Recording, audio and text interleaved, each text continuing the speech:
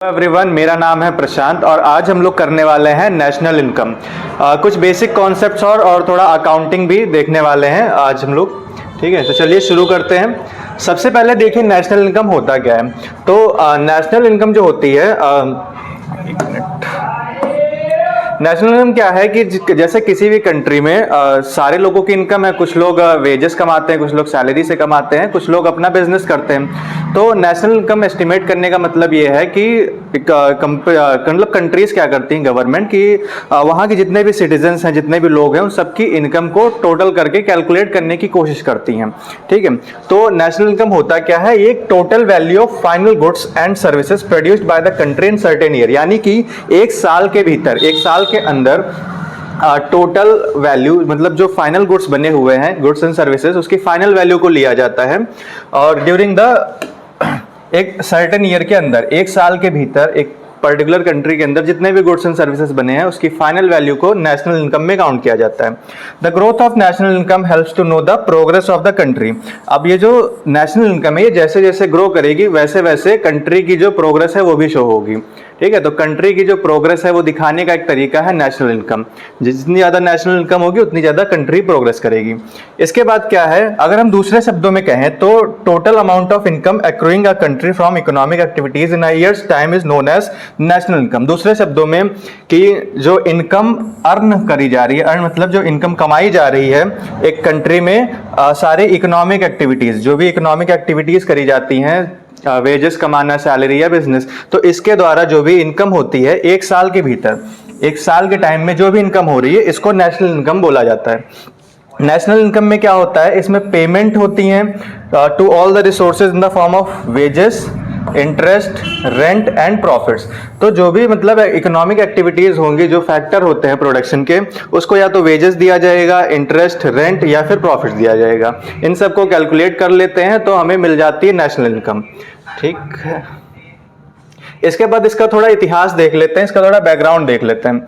शुरुआत में क्या हुआ था, सबसे पहले एक रफ एस्टिमेट बनाने की कोशिश करी गई थी। सबसे पहले ये किया था दादा भाई नौरोजी ने। तो इंडिया के दादा भाई नौरोजी को ये श्रेय दिया जाता है, इन्होंने शुरुआत करी थी नेशनल इनकम काउंट करने की।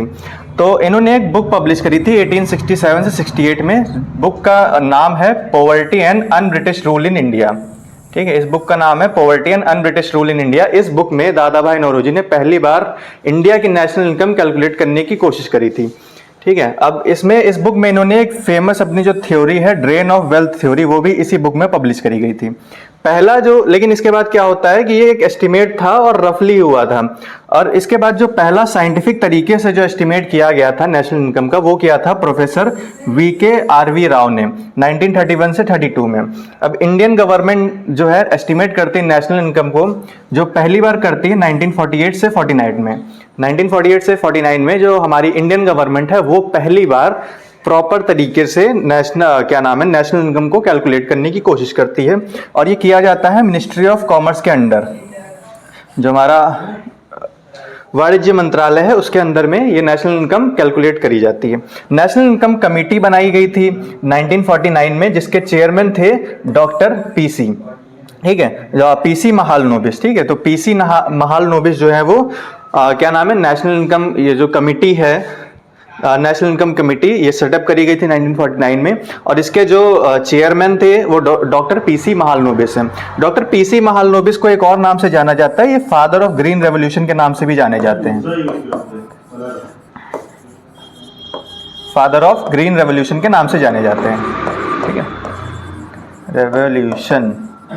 ओके, फिर करंटली अभी की क्या सिचुएशन है, तो अभी जो हमारा एक ऑफिस है, नेशनल स्टैटिस्टिकल ऑफिस NSO, एक ऐसी ऑर्गेनाइजेशन है, सरकारी संस्था है जो नेशनल इनकम एस्टिमेट करने का काम करती है। तो अभी के टाइम पे कौन नेशनल इनकम कैलकुलेट करता है, नेशनल स्टैटिस्टिकल ऑफिस NSO।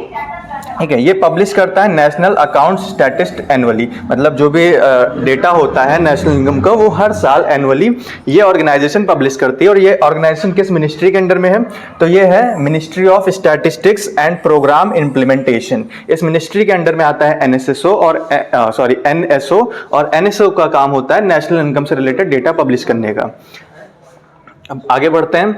अब नेशनल इनकम अकाउंटिंग क्या होती है, ठीक है। तो बेसिकली नेशनल इनकम अकाउंटिंग जो है एक ऐसा मेथड है या टेक्निक है जिसको आप यूज कर सकते हैं मतलब कंट्री में इकोनॉमिक एक्टिविटीज को मेजर करने के लिए, और उन इकोनॉमिक एक्टिविटीज से आप नेशनल इनकम को भी एस्टिमेट कर सकते हैं। आप क्या करेंगे कि आप मेजर करेंगे कि इकोनॉमिक एक्टिविटी किसी भी नेशनल इकोनॉमी में कैसी चल रही है, पूरी इकोनॉमी मतलब पूरी कंट्री एज अ होल, पूरी कंट्री को लेके उसमें जो भी इकोनॉमिक एक्टिविटीज होती हैं उनको कैलकुलेट बेसिकली किया जाता है। अब इसका फायदा क्या होता है, तो इसका फायदा क्या होता है, इसका बेनिफिट ये है, इसका बेनिफिट ये है कि इंटरनेशनल इकोनॉमिक कंपैरिजन, मतलब कि जो कंट्रीज हैं वो आपस में एक दूसरे को कंपेयर कर सकती हैं कि कौन ज़्यादा प्रोग्रेस कर रहा है, कौन आगे चल रहा है, कौन पीछे चल रहा है और कितना आगे है, ये सब में हेल्प करता है national income. It helps in comparison the level of development of countries. जो कंट्रीज हैं, जो देश हैं, वो जितना ज़्यादा डेवलपमेंट कर रहे हैं वो हम कंपेयर कर सकते हैं, पता कर सकते हैं नेशनल इनकम अकाउंटिंग के थ्रू। और ये प्रोवाइड करता है useful insight into how well an economy is functioning and where the money is being generated and spent. और इससे आपको एक झलक मिलती है कि कंट्री में जो पैसा है, जो इनकम है, वो कहाँ से जनरेट हो रही है और वो कहाँ पे खर्च करी जा रही है, ठीक है। One can compare the standard of living of different nations and its growth rate। आप क्या कर सकते हैं कि अलग अलग जो कंट्रीज हैं वहां पे जो लिविंग स्टैंडर्ड है उसको कंपेयर कर सकते हैं, और साथ साथ जो ग्रोथ रेट है अलग अलग कंट्रीज में वो भी हम एस्टिमेट कर सकते हैं, मेजर कर सकते हैं, ठीक। अब ये है कि जब हम नेशनल इनकम एस्टिमेट करते हैं अब तो इसमें ना कुछ कुछ प्रॉब्लम्स आती हैं। प्रॉब्लम्स क्या है, हम उसको अच्छे से एक बार डिस्कस कर लेते, देखते हैं। तो प्रॉब्लम्स सबसे पहले दो टाइप्स की प्रॉब्लम होती हैं, जिसमें सबसे पहले नंबर पे है कॉन्सेप्चुअल प्रॉब्लम्स, ठीक है। सबसे पहले कॉन्सेप्ट की प्रॉब्लम है, जो अवधारणा हम लगाते हैं, जो कॉन्सेप्ट लगाते हैं उसकी प्रॉब्लम। तो सबसे पहला जो कॉन्सेप्ट है वो ये है कि व्हाट शुड बी इंक्लूडेड और एक्सक्लूडेड इन एनआई, यानी नेशनल इनकम में। जो नेशनल इनकम है उसकी एक प्रॉपर डेफिनेशन होती है कि इसमें हम क्या चीज़ को इंक्लूड करेंगे और किसको नहीं करेंगे। तो सबसे बड़ी प्रॉब्लम है कि क्या इंक्लूड करना है और क्या इंक्लूड नहीं करना है, ठीक है। तो सबसे पहला प्रॉब्लम यही है कि हम किस चीज़ को नेशनल इनकम माने, किस चीज़ को उसमें काउंट करें और किस चीज़ को एक्सक्लूड करें।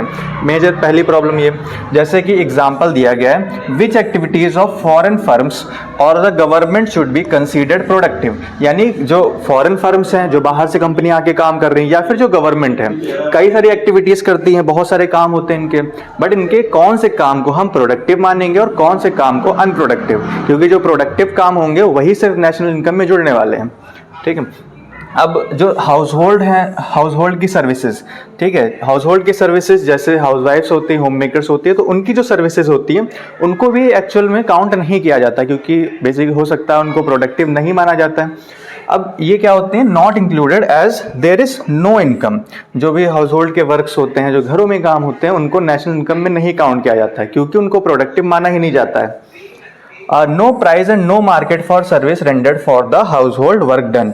जो भी हाउस होल्ड घरों में वर्क किया जाता है, जो सर्विसेज दी जाती हैं, या फिर जो जैसे खाना बना के दिया जाता है, उसकी कोई भी मार्केट वैल्यू नहीं होती है, ठीक है। इसलिए इसको नेशनल इनकम में काउंट नहीं किया जाता है। तो ये प्रॉब्लम हो गई। दूसरा है डोमेस्टिक सर्वेंट्स। अब ये जो है are to be included but quantifying becomes difficult. जो डोमेस्टिक सर्वेंट है, जो घरों में जो नौकर काम कर रहे हैं, उनको तो इंक्लूड किया जाता है, बट वो जो काम कर रहे हैं उस सर्विस की जो वैल्यू कितनी है, उसकी क्वांटिटी में मतलब मेजर करना काफ़ी मुश्किल हो जाता है। और दूसरी चीज़ जो फार्म है, जैसे खेत है, तो खेत में जो भी प्रोडक्शन किया आपने और उसमें से जो खुद के लिए बचा के रख लिया सेल्फ कंजप्शन के लिए, तो इसको भी एक गेस्ट के तौर पे लगाया जाता है, क्योंकि अब मार्केट में पहुंचे नहीं तो उसकी कोई वैल्यू भी नहीं निकली, तो इसका एक अंदाज़ा ही लगाया जाता है। और इसके बाद output from vegetables grown from home garden और terrace garden not included as there is no accurate estimate for the produce.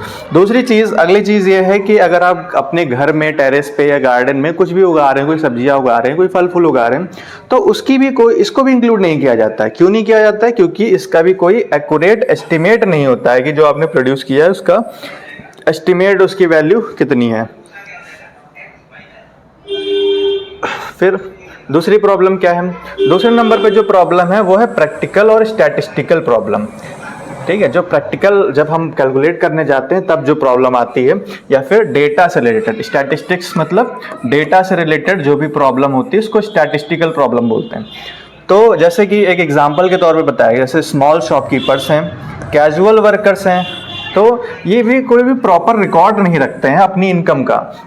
जैसे कोई लेबर है, कोई सब्जी वाला है, कोई ठेले वाला है, तो ये क्या करते हैं, अपनी इनकम का एक तो प्रॉपर रिकॉर्ड नहीं, कितना इन्होंने कमाया, कितना भी इन्होंने खर्च किया, उसकी कोई भी रिकॉर्ड नहीं होती है। ना तो इनकी इनकम का कि इन्होंने इनकम कितनी करी है, और ना ही इनके एक्सपेंडिचर का कोई भी प्रॉपर रिकॉर्ड नहीं होता है, जिसकी वजह से नॉन मार्केट एक्टिविटीज़ जैसे कि self consumption are tough to estimate. तो इसलिए इनकी एक्टिविटीज़ को एस्टिमेट करना, अंदाज़ा लगाना काफ़ी टफ हो जाता है। ठीक,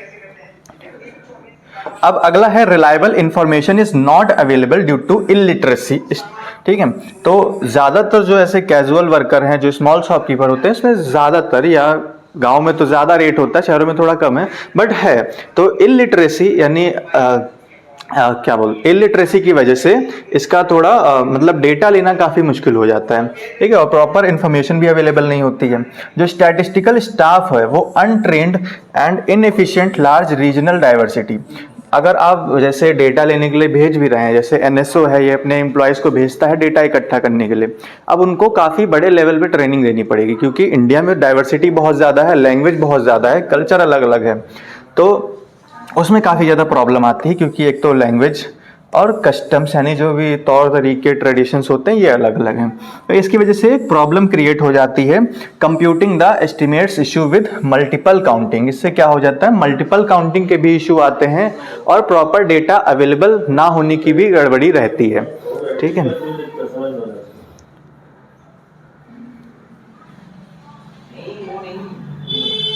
अब इसके बाद चर्चा कर लेते हैं methods to measure national income. जो नेशनल इनकम है उसको मेजर करने के क्या क्या मेथड्स हैं। ठीक है, तो अगर हम बात करें मेथड्स की,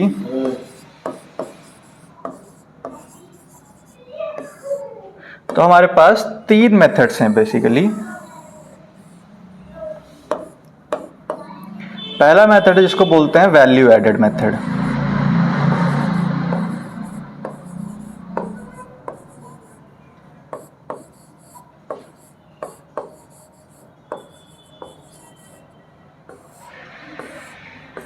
दूसरा मेथड का नाम है इनकम मेथड।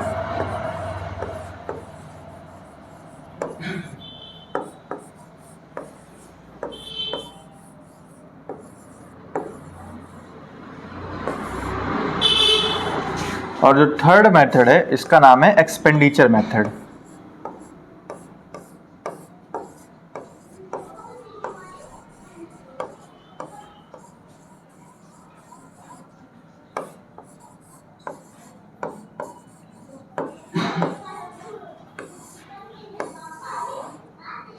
ठीक है, तो तीनों जो मेथड है इनका काम करने का तरीका अलग अलग है। जो वैल्यू एडेड मेथड है ये जो भी प्रोडक्शन हुआ है उसके बेसिस पे कैलकुलेट करता है। ठीक है, जो भी कंट्री में प्रोडक्शन हुआ है उसके बेसिस पे कैलकुलेट करने का काम करता है वैल्यू एडेड मेथड। ठीक है, अभी इसके बारे में डिटेल में आगे चर्चा कर रहे हैं। इनकम मेथड क्या करता है, जो भी जितने भी फैक्टर प्रोडक्शन है, factor of production,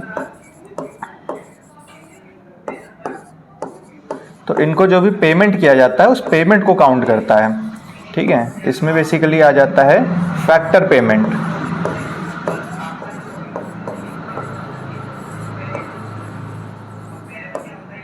factor payment में जैसे फैक्टर ऑफ प्रोडक्शन होते हैं, लैंड, लेबर, कैपिटल, एंटरप्रेन्योर, तो उनको जो भी पेमेंट किया जाता है वो इसमें काउंट किया जाता है। जैसे लेबर है तो उसको वेजेस में पेमेंट किया जाएगा। ठीक है, कैपिटल है तो उसके लिए इंटरेस्ट हो गया। ठीक है, लैंड है उसके लिए रेंट हो गया। ठीक है, और प्रॉफिट हो गया एंटरप्रेन्योर का हिस्सा। तो ये सब कुछ फैक्टर पेमेंट्स है जिनको काउंट करने पे हमें इनकम मेथड के थ्रू नेशनल इनकम एस्टिमेट कर सकते हैं। अगला जो मेथड है expenditure method.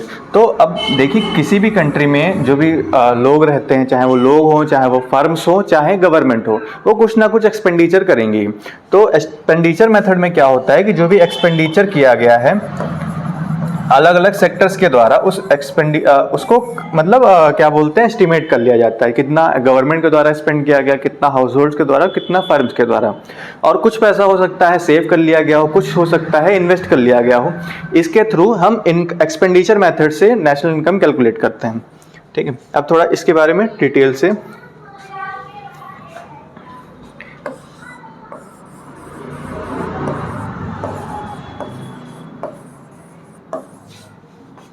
Value added method के बारे में देखते हैं।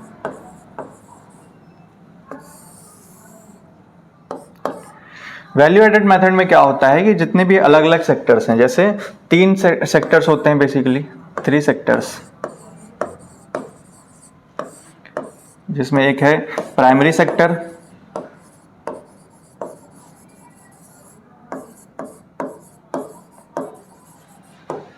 सेकेंडरी सेक्टर हो गया,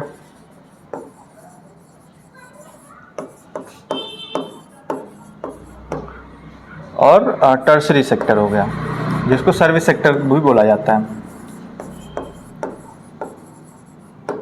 अब ये सेक्टर्स क्या कर रहे हैं, कुछ ना कुछ प्रोडक्शन कर रहे हैं। और प्रोडक्शन करने पे क्या कर रहे हैं, ये लोग उसमें वैल्यू ऐड कर दे रहे हैं। ठीक है, फॉर एक एग्जांपल से आपको समझाते हैं। जैसे फॉर एग्जांपल एक फार्मर है, एक खेत है, ठीक है, एक फार्म है, उसमें एक पर्सन ने वीट उगाया।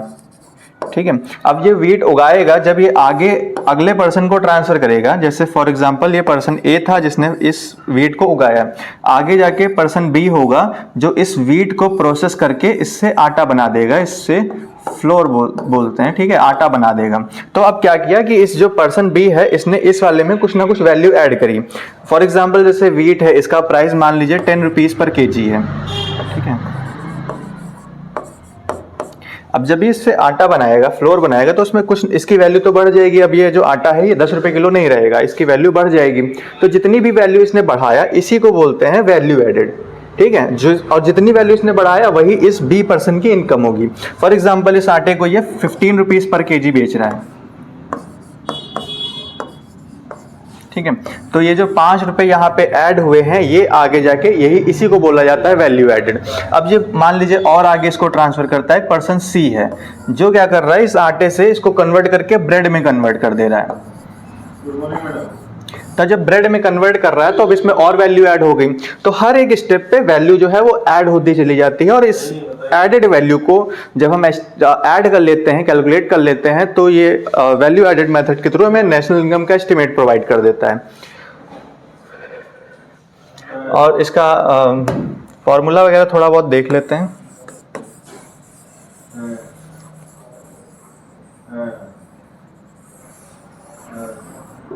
एक मिनट,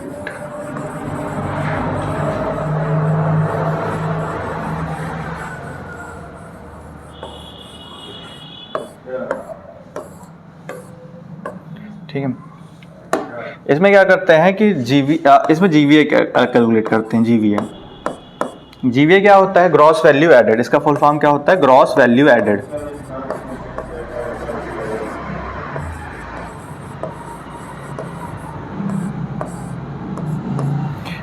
ग्रॉस वैल्यू एडेड में क्या होता है कि जितने भी सेक्टर्स का वैल्यू एडेड है वो हम कैलकुलेट करते हैं। ठीक है,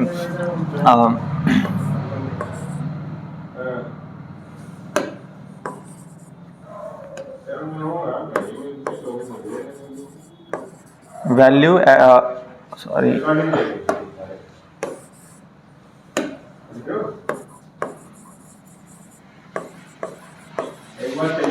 value added of each sector, इसका सम कर लेते हैं। ठीक है, यानी primary sector plus secondary sector plus tertiary sector, इन तीनों का वैल्यू एडेड हम कर लेते हैं। और उसके बाद भी हमें एक चीज माइनस करनी पड़ती है, हमें लेस करना पड़ता है। क्या करते हैं हम लेस, तो लेस करते हैं इंटरमीडिएट कंजप्शन। इंटरमीडिएट कंजप्शन, अब ये क्या होता है सर, इंटरमीडिएट कंजप्शन। अगर हम इसको माइनस नहीं करेंगे तो प्रॉब्लम आएगी डबल काउंटिंग की। फॉर एग्जांपल कि ऐसे गुड्स, अब इंटरमीडिएट कंजप्शन में ऐसे गुड्स एंड सर्विसेज आते हैं, इसमें गुड्स भी आएंगे और सर्विसेज भी आएंगी। तो ऐसे गुड्स और सर्विसेज जो किसी और गुड्स और सर्विसेज के प्रोडक्शन में लगने वाले हैं उसको बोला जाता है इंटरमीडिएट कंजप्शन। तो अगर हम इसकी वैल्यू को माइनस नहीं करेंगे तो ये डबल काउंटिंग हो जाएगी। इसका भी एग्जाम्पल, जैसे कि एक मोबाइल है, मोबाइल बन रहा है, ठीक है। अब मोबाइल के पार्ट्स अलग अलग बन रहे हैं, फॉर एग्जांपल इसकी बैटरी से ले लेते हैं, ठीक है। तो ये जो बैटरी है इसकी वैल्यू सपोज 100 रुपीज़ है, बट अगर हम इसको भी अगर वैल्यू एडेड में ऐड करेंगे, सही, ठीक है, सपोज 100 हमने यहाँ पे ऐड कर दिया, फिर इसके बाद जो मोबाइल बन के तैयार होगा उसमें उसके अंदर तो ऑलरेडी बैटरी इंक्लूडेड होगी, तो उसमें उसके प्राइस में बैटरी ऑलरेडी इंक्लूडेड होगी, बट अगर हम यहाँ पे काउंट कर लेंगे तो यहाँ पे दोबारा काउंटिंग में आ जाएगी। इसलिए हमें इंटरमीडिएट कंजप्शन माइनस करना होता है, ठीक है। इंटरमीडिएट कंजप्शन मतलब ऐसे गुड्स एंड सर्विसेज जो किसी और गुड्स या सर्विसेज के प्रोडक्शन में लगेंगे, जो मशीनरीज हैं, जो प्लांट है, बिल्डिंग है, इन सब की वैल्यूज हम उसमें माइनस कर लेते हैं, ठीक है। इसके बाद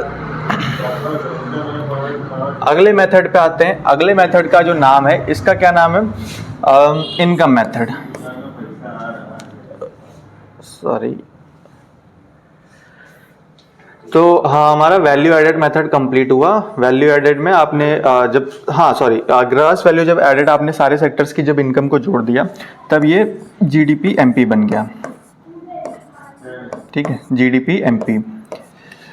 और इसी से एस्टिमेट करके आप बना सकते हैं एनएनपीएफसी, जो कि होती है नेशनल इनकम। नेशनल इनकम को बोला जाता है एनएनपी एट फैक्टर कॉस्ट, ठीक है। NNP eight factor cost. अब जीडीपी एमपी आपको मिल गया, इससे आप कन्वर्ट करके बना सकते हैं एनएनपीएफसी।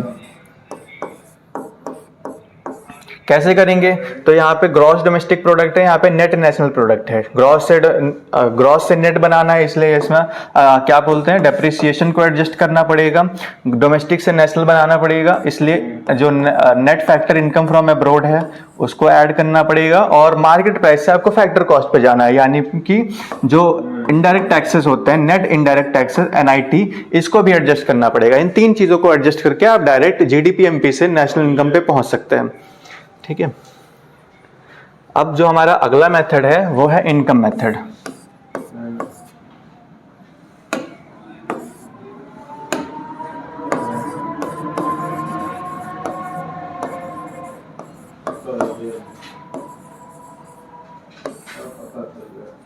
तो इनकम मेथड बेसिकली क्या करता है, इनकम मेथड में आप जो अलग अलग सेक्टर्स की जो भी इनकम है उनको कैलकुलेट कर लेते हैं, उनको ऐड कर लेते हैं, ठीक है। तो जो भी मतलब अलग अलग सेक्टर्स, इसमें क्या आता है, जैसे फॉर एग्जांपल वेजेस हो गया, सैलरीज हो गया, सैलरीज के बाद इंटरेस्ट से इनकम होती है कुछ,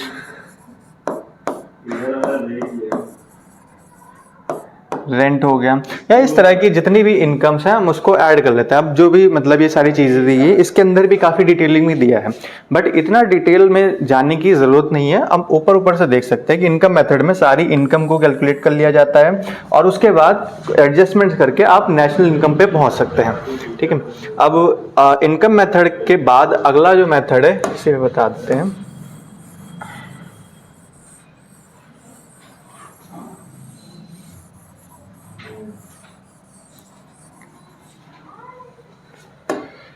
अगला मेथड है एक्सपेंडिचर मेथड।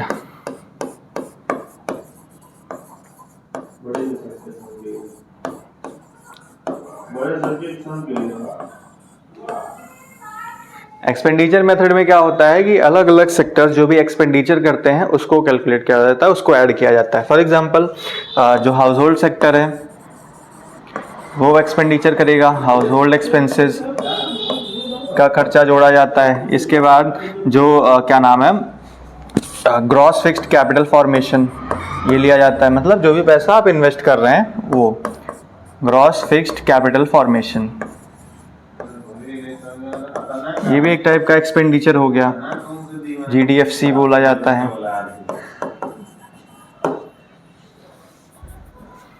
इसके बाद गवर्नमेंट फाइनल कंजप्शन एक्सपेंडिचर,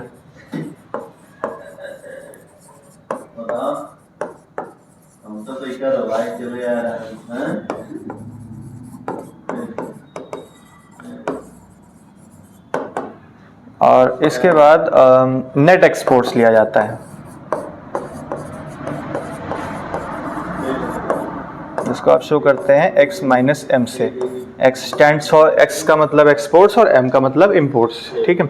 तो एक्सपेंडिचर मेथड में हम सारे जितने भी एक्सपेंडिचर हो रहा है कंट्री में, जो भी हाउस होल्ड सेक्टर जो भी एक्सपेंडिचर कर रहा है, जो भी कैपिटल फॉर्मेशन हो रहा है, कैपिटल फॉर्मेशन में वही चेंज इन एसेट आ जाएगा, एडिशन, मतलब इसका अगर डेफिनेशन देखें तो क्या होता है, addition in stock of asset, ठीक है, in stock of fix asset, addition in stock of fix asset, ठीक है। तो फिक्स एसेट के स्टॉक में जो भी एडिशन होता है उसको ग्रॉस फिक्स्ड कैपिटल फॉर्मेशन बोलते हैं।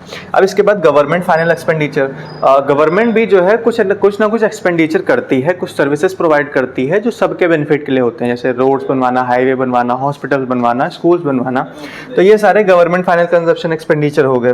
और नेट एक्सपोर्ट्स, यानी कितना हम बाहर से मंगा रहे हैं और कितना बेच रहे हैं, इसका जो डिफरेंस होगा वो नेट एक्सपोर्ट से ये भी लिया जाएगा, ठीक है।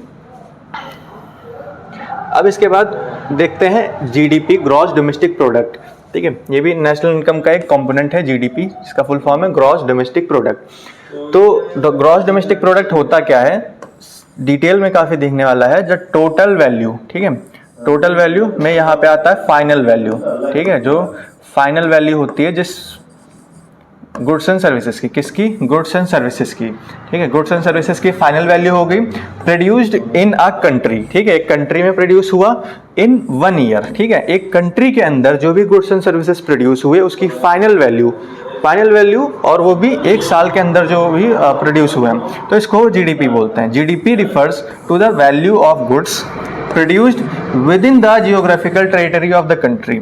अब ये भी लाइन काफ़ी देखने वाली है, ये भी काफ़ी डिटेल वाली लाइन है। With in the geographical boundary of a country, country की जो भी जियोग्राफिकल बाउंड्रीज होती हैं उसके मतलब उसके अंदर जो भी प्रोडक्शन हुआ है। अब जियोग्राफिकल टेरिटरी जो है इसकी भी अलग अलग डेफिनेशन है, जो कंट्री की जो बाउंड्रीज हैं, मतलब जो पॉलिटिकल बाउंड्रीज हैं, उसके अलावा भी कुछ टेरिटरी जो है हम उसमें इंक्लूड करते हैं और कुछ टेरिटरी को हटाते भी हैं, ठीक है। Irrespective of whether they are produced by citizens और एक मिनट, सॉरी ये लाइन गलती से इसमें ऐड हो गई है, ये जीएनपी की लाइन है, ठीक है,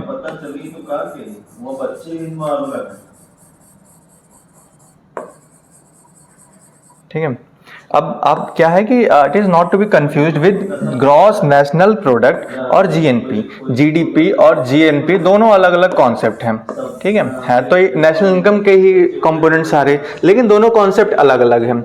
जीडीपी ग्रॉस डोमेस्टिक प्रोडक्ट, इसमें क्या होता है कि जो कंट्री की बाउंड्रीज के अंदर जो भी प्रोडक्शन हुआ होता है उसको हम जीडीपी में कैलकुलेट करते हैं। अब कंट्री के अंदर जो भी प्रोडक्शन हो रहा है, हो सकता है हमारे रेजिडेंट्स ने किया हो, हमारे सिटीजन्स ने किया हो, या फिर बाहर के जो भी फॉरेनर्स हैं उन्होंने भी प्रोडक्शन किया, वो भी जीडीपी में काउंट हो जाएगा।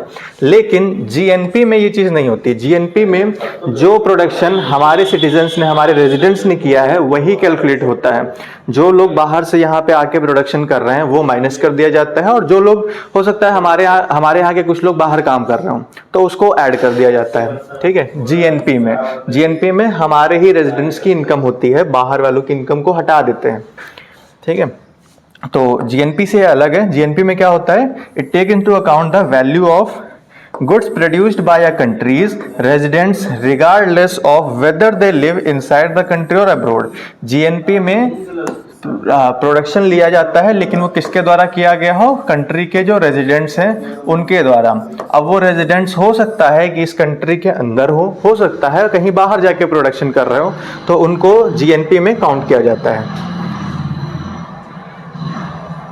अब टाइप्स ऑफ जीडीपी देख लेते हैं। टाइप्स ऑफ जीडीपी काफी सिंपल सा बेसिक सा कॉन्सेप्ट है। पहला नॉमिनल जीडीपी। नॉमिनल जीडीपी क्या होता है, ये कैलकुलेट किया जाता है विद इन्फ्लेशन, यानी इन्फ्लेशन के साथ कैलकुलेट किया जाता है। इन्फ्लेशन के साथ कब कैलकुलेट करते हैं, जब हम करंट प्राइस पे कैलकुलेट करते हैं, ठीक है। आप जैसे जानते होंगे कि जैसे जैसे टाइम बीत रहा है, महंगाई भी बढ़ रही है, इन्फ्लेशन भी काफ़ी ज़्यादा बढ़ता चला जा रहा है, तो नॉमिनल जीडीपी कभी भी जीडीपी की नेशनल इनकम की करेक्ट वैल्यू शो नहीं करता है। क्यों नहीं शो करता है, क्योंकि आप जैसे ये देख सकते हैं, जैसे एक एग्जाम्पल से बताता हूँ। जैसे क्वांटिटी ले लीजिए, प्राइस ले लीजिए, ठीक है। फॉर एग्जाम्पल, और इधर इसकी टोटल इनकम, जैसे सपोज कि कोई भी मतलब गुड्स ले लीजिए, उसका 4 यूनिट प्रोड्यूस हो रहे हैं और प्राइस जो है वो उसका 10 रुपीज़ था। कब? 2010 का ले लेते हैं, ठीक है। 2010 में किसी भी यूनिट के इसको 5 कर देते हैं सिंपली। कोई प्रोडक्ट था जिसका जिसका प्राइस 2010 में 10 रुपये था और उसके 5 यूनिट्स, ठीक है। तो टोटल इसका प्राइस कितना हो गया? 50 रुपीज़, ठीक है। जो भी नेशनल इनकम हुई कितना हुआ? 50 रुपीज़। अब मान लीजिए आ रहा है 2020 चलने लगा। अब सेम प्रोडक्ट है, सेम यूनिट, सेम क्वांटिटी, लेकिन अब इसका प्राइस हो गया 20 रुपीज़, ठीक है। इन्फ्लेशन आ गया, प्राइस बढ़ गया। अब ये जो नेशनल इनकम शो करेगा ये 100 रुपीज़ करेगा, जबकि प्रोडक्शन बढ़ा ही नहीं है, प्रोडक्शन सेम है बट फिर भी ये वैल्यू ज़्यादा आ रही है। तो यही होता है नॉमिनल जीडीपी पे कि हम इसमें करंट प्राइजेस पे कैलकुलेट करते हैं। तो जब करंट प्राइस पे कैलकुलेट करते हैं तो इसमें इन्फ्लेशन का भी कुछ एडजस्टमेंट होता ही नहीं है, ठीक है। इसको कैलकुलेट किया जाता है करंट प्राइस लेवल पे और ये defined as GDP measure expressed in absolute terms. जो एब्सोल्यूट टर्म्स में इसको रिप्रेजेंट किया जाता है, ये जीडीपी का रॉ डेटा होता है और इसमें इन्फ्लेशन एडजस्ट नहीं किया जाता है, तब उसको नॉमिनल जीडीपी बोलते हैं। तो नॉमिनल जीडीपी मतलब जब आप इन्फ्लेशन को एडजस्ट नहीं करते हैं तब उसको नॉमिनल जीडीपी बोलते हैं। नॉमिनल जीडीपी के बाद है अगला रियल जीडीपी। रियल जीडीपी का मतलब है कि जब आप इन्फ्लेशन को एडजस्ट कर लेते हैं। नॉमिनल वाले में आपने इन्फ्लेशन को एडजस्ट नहीं किया था, जब रियल वाले में, रियल वाला कब बोलेंगे? जब आप इन्फ्लेशन को एडजस्ट कर देंगे, मतलब जो कैलकुलेशन होगा वो बेस ईयर के अकॉर्डिंग होगा, ठीक है। वो करंट पे नहीं होगा, वो एक कांस्टेंट प्राइस ले लिया जाएगा, कांस्टेंट प्राइस लेवल, और एक बेस ईयर ले लिया जाता है, ठीक है। बेस ईयर के बेसिस पे कैलकुलेट किया जाता है। जैसे इससे पहले वाला था ये, तो इसमें क्या होगा कि अगर हम रियल के अकॉर्डिंग कैलकुलेट करेंगे तो यहाँ पे भी हम जो प्राइस लेंगे वो जो 2010 वाला ही लेंगे, तब हमें एक्चुअल में पता चलेगा कि हमारा प्रोडक्शन बढ़ा है कि उतना ही है, ठीक है। रियल जीडीपी जब हम इन्फ्लेशन को भी एडजस्ट करते हैं और एक बेस ईयर के अकॉर्डिंग कैलकुलेट करते हैं, ये थोड़ा ज़्यादा एक्यूरेट होता है, ठीक है। ये एक मोस्ट एक्यूरेट पोर्ट्रेयल है कंट्री की इकोनॉमी और इकोनॉमिक ग्रोथ रेट का, ठीक है, क्योंकि प्रोडक्शन इसमें एक्चुअल में दिखेगा कितना प्रोडक्शन बढ़ा है कि घटा है या कांस्टेंट है। अब अगला है एक्चुअल जीडीपी। एक्चुअल जीडीपी क्या है? इसको करंट मोमेंट इन टाइम, जो अभी करंट टाइम चल रहा है उसके अकॉर्डिंग कैलकुलेट किया जाता है। जो भी करंट मोमेंटम चल रहा टाइम का, करंट सिचुएशन है, उसके अकॉर्डिंग कैलकुलेट किया जाता है, तो वो एक्चुअल जीडीपी हो गया। एक और कॉन्सेप्ट है पोटेंशियल जीडीपी, ठीक है। Fourth number potential GDP. Potential GDP क्या होता है कि एक हम एस्टिमेट करते हैं कि अगर एक कंट्री में फुल एम्प्लॉयमेंट की सिचुएशन दे दी जाए, सारे रिसोर्सेज अपने बेनिफिट में हो, तब कंट्री कितना मतलब उसके अंदर कैपेसिटी है मतलब जीडीपी जनरेट करने की, ठीक है। तो एक ऐसी सिचुएशन आइडियल कंडीशन में कैलकुलेट किया जाता है। जैसे करेंसी की वैल्यू स्टडी अगर कर दी जाए, करेंसी की वैल्यू बढ़े घटे ना, लो इन्फ्लेशन हो और फुल एम्प्लॉयमेंट हो, तब हम कितनी हद तक जीडीपी जनरेट कर सकते हैं, ये होता है पोटेंशियल जीडीपी।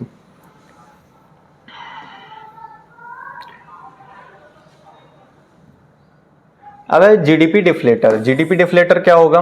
तो जीडीपी डिफ्लेटर एक इम्प्लिसिट प्राइस डिफ्लेटर है। ये क्या है? प्राइस डिफ्लेटर है। ये इन्फ्लेशन को मेजर करने का एक तरीका है, इन्फ्लेशन को एडजस्ट करने का एक तरीका है। जैसे नॉमिनल जीडीपी से रियल जीडीपी में जब आते हैं तो इसी तरह के जो मेथड्स होते हैं उनको यूज़ किया जाता है ताकि हम इन्फ्लेशन को एडजस्ट कर सकें। बेसिकली क्या होता है इसमें, नॉमिनल जीडीपी अपॉन में रियल जीडीपी इंटू 100 करते हैं। तो ये क्या करता है कि जो मतलब कंपेयर कर देता है कि जो करंट प्राइसेस है और जो बेस ईयर के प्राइस है उसमें कितना डिफरेंस है, ठीक है। एक टाइप का रेशियो होता है current prices to that prices that prevail during the base year. Base year के प्राइस और करंट प्राइसेस का एक तरह का रेशियो होता है और ये दिखाता है कि जीडीपी में किस हद तक इंक्रीज हुआ है, ठीक है। हायर प्राइस की वजह से है या फिर इंक्रीज इन आउटपुट की वजह से है। जो भी इंक्रीज हुआ है जीडीपी में वो किस वजह से है वो शो करता है जीडीपी डिफ्लेटर। अब डिफ्लेटर इसका नाम ये है क्यों है, क्योंकि नॉमिनल जीडीपी को ये हमेशा कम वैल्यू पे ला देता है हमेशा, इसलिए इसका नाम है जीडीपी डिफ्लेटर। फिर अगला है ग्रॉस नेशनल प्रोडक्ट, जीएनपी। तो जीएनपी जैसा कि अभी इससे पहले बता ही चुके हैं, जो जीडीपी होता है, ठीक है। जीडीपी में ग्रॉस डोमेस्टिक प्रोडक्ट और यह ग्रॉस नेशनल प्रोडक्ट, तो नेशनल और डोमेस्टिक का डिफरेंस है। डोमेस्टिक में कंट्री की बाउंड्री के अंदर जो भी प्रोडक्शन होता है वो लिया जाता है, चाहे वो फॉरेनर्स नहीं किया हो तब भी। जीएनपी में लिया जाता है हमारे रेजिडेंट्स का जो भी कंट्रीब्यूशन है वो। तो इसमें क्या हो जाता है कि net factor income from abroad add की जाती है, NFIA शॉर्ट में बोलते हैं, ठीक है। अब हमारे हो सकता है कि जैसे इंडिया की जो बाउंड्रीज है वहाँ पे कुछ फॉरेनर्स काम कर रहे होंगे, तो यहाँ पे जो इनकम वो लोग कमाएंगे वो तो अपने देश में पहुँचा देंगे, तो जो यहाँ से चली जाएगी, जो बाहर देश में जाएगी, उसको क्या किया जाता है, सब्ट्रैक्ट कर दिया जाता है। और हमारे कुछ लोग दूसरी कंट्रीज में जाके काम कर रहे हैं, जो इनकम हमारे यहाँ पे भेजेंगे, तो जो फ्रॉम यानी वहाँ से जो आएगा पैसा, ठीक है, हमारी कंट्री में, उसको ऐड कर दिया जाता है। और इन्हीं दोनों का जो डिफरेंस है इसको NFIA बोलते हैं, net factor income from abroad. तो इसको जब हम ऐड कर देते हैं जीडीपी में, GDP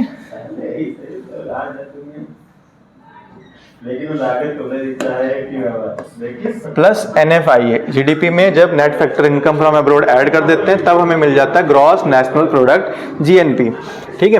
gross national product is the total measure of flow of goods and services at market value, ठीक है। अब मार्केट वैल्यू अगर इसमें लगा दिए, मार्केट वैल्यू का मतलब क्या है, मार्केट प्राइस, यानी इसमें टैक्सेस भी जुड़े हुए हैं, ठीक है, टैक्सेस जुड़े हुए हैं, ठीक है, और सब्सिडीज माइनस करी गई हैं, टैक्सेस ऐड है, सब्सिडीज माइनस है, और इन दोनों को शॉर्ट में बोलते हैं NIT, नेट इनडायरेक्ट टैक्सेस। इन दोनों का जो मतलब डिफरेंस आता है, जो ऐड किया जाता है, उसको NIT बोलते हैं, ठीक है। तो GNP equals to GDP plus NFIA, ठीक है, जिसको X माइनस M बोलिए, या फिर जो टू वाली इनकम है और फ्रॉम वाली है उसका डिफरेंस, ठीक है। तो X एक्सपोर्ट से और M इम्पोर्ट से। फिर नेट नेशनल इनकम NNP। तो net national income consider a true measure of national product, ठीक है, ये ट्रू मेथड है, ट्रू मेजर है नेशनल इनकम का। It is defined at GNP minus depreciation और कैपिटल कंजप्शन अलाउंस और वियर एंड टियर, ठीक है। जैसे GNP था, ठीक है, और यहाँ पे क्या है, NNP, ठीक है। दोनों में डिफरेंस किस चीज का, NNP GNP, सिर्फ G और N का डिफरेंस है, यहाँ पे नेट है, ये ग्रॉस है, नेट और ग्रॉस। तो नेट और ग्रॉस में हमेशा डिफरेंस होता है डेप्रिसिएशन का, ठीक है, क्योंकि जैसे कंट्री है उसके फिजिकल एसेट्स हैं, बिल्डिंग्स हैं और जो भी टेंजिबल एसेट्स हैं, तो उनकी उसमें कुछ ना कुछ डेप्रिसिएशन लगता है, उसकी वैल्यू कम होती है समय के साथ। तो जब हम उस डेप्रिसिएशन को एडजस्ट कर देते हैं, तो ग्रॉस में जब आप माइनस कर देते हैं डेप्रिसिएशन को, ठीक है, इसको कंजप्शन ऑफ फिक्स्ड कैपिटल भी बोलते हैं, कंजप्शन ऑफ फिक्स्ड कैपिटल।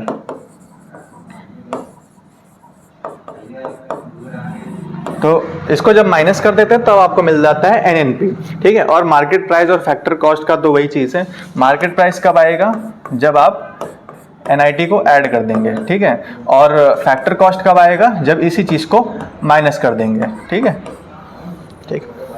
तो NNP MP net national product market price, इसमें क्या होता है, net value of final goods and services evaluated eight market prices in the course of 1 year of a country. NNP MP net national product, यानी GNP में depreciation minus कर दिया और जो टैक्सेस हैं उसको ऐड कर दिया, तब आपको मिल गया NNP MP। NNP FC कब मिलेगा, सेम वही नेट नेशनल प्रोडक्ट में, जब आप क्या बोलते हैं, NIT को माइनस कर देंगे, जो नेट इनडायरेक्ट टैक्सेस उसको माइनस कर देंगे, तब आपको मिल जाएगा NNP FC, ठीक। अब इसके बाद कुछ अदर कॉन्सेप्ट्स हैं नेशनल इनकम के, उसको भी जल्दी जल्दी देख लेते हैं। तो पहला है प्राइवेट इनकम, ठीक है। प्राइवेट इनकम क्या होता है, एक ऐसी इनकम जो ऑब्टेन करी जाती है प्राइवेट इंडिविजुअल्स के द्वारा। कहाँ से, तो फ्रॉम एनी सोर्स, कोई भी सोर्स हो सकता है, produce otherwise and retained income of corporations. तो ऐसी इनकम जो किसी सोर्स से प्रोड्यूस करी गई है, या फिर जो भी कंपनीज होती हैं, कॉरपोरेशंस होती हैं, उनके रिटेन्ड अर्निंग्स, रिटेन्ड इनकम, जो भी प्रॉफिट हुआ उसको डिस्ट्रीब्यूट कर, मतलब थोड़ा बहुत बचा लेते हैं डिस्ट्रीब्यूट करने से, उसको रिटेन्ड अर्निंग्स बोलते हैं, ठीक है।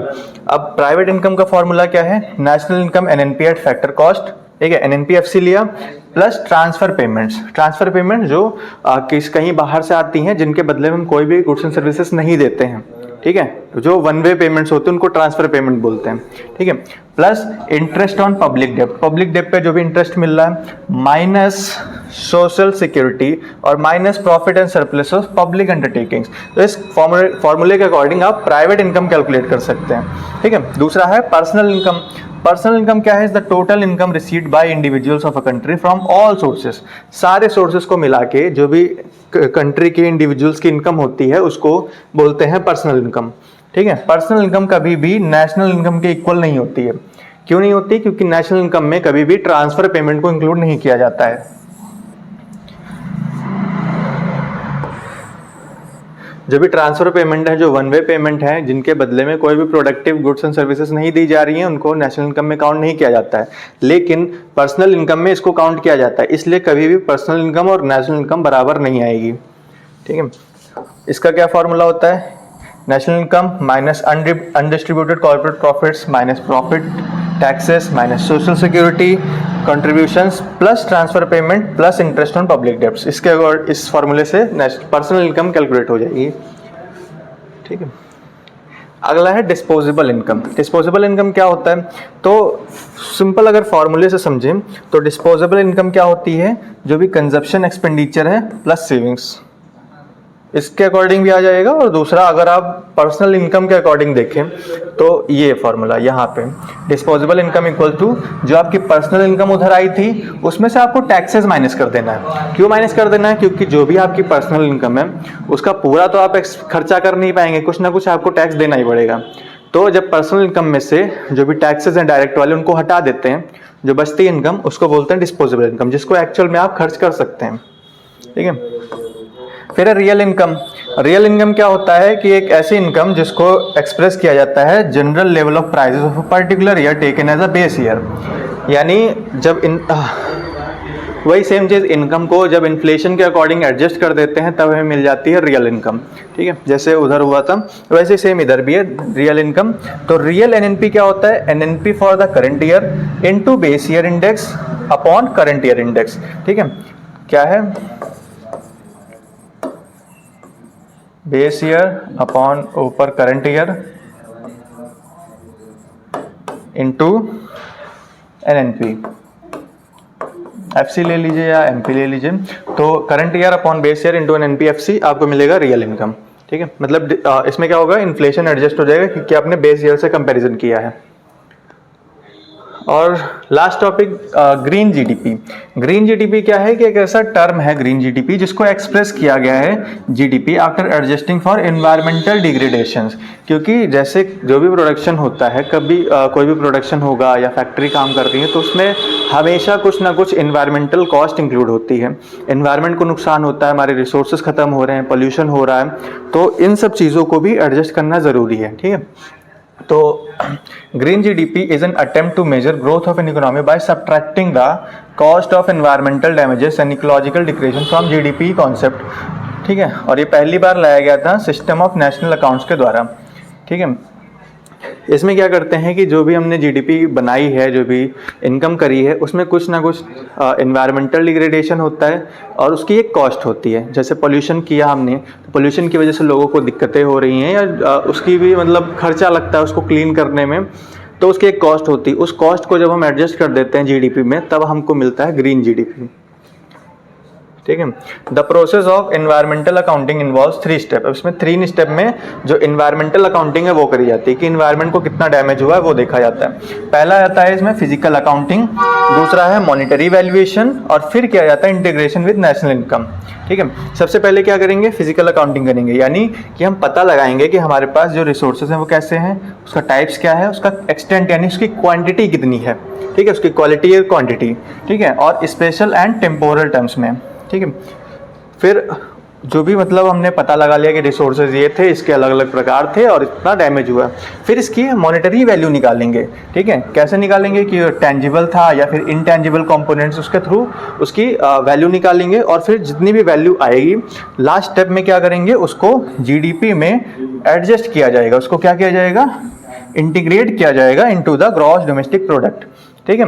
तभी आपको मिलेगा ग्रीन जीडीपी। तो ग्रीन जीडीपी में क्या होता है? जीडीपी में से जब एनवायरमेंटल कॉस्ट को हटा देते हैं तब मिलता है ग्रीन जीडीपी, ठीक है, तो आज के लिए इतना ही। Thank you. हेलो।